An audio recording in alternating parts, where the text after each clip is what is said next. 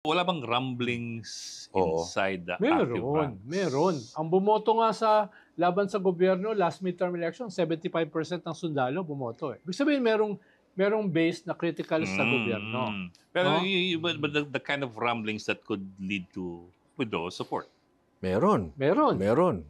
Among the junior officers. Meron.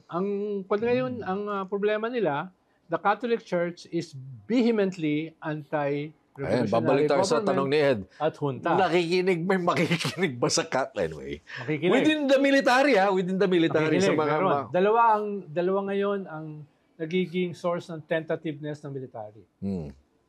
Catholic Church, US. Balik na tata. US Catholic Church. Hirap yun.